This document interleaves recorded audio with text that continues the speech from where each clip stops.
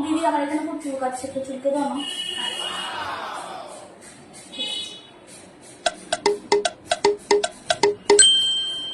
কি হলো? আর এখানে চুলকে দাও না।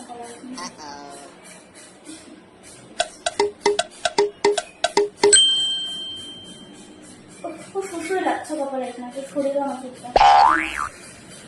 এত নড়লে হবে না।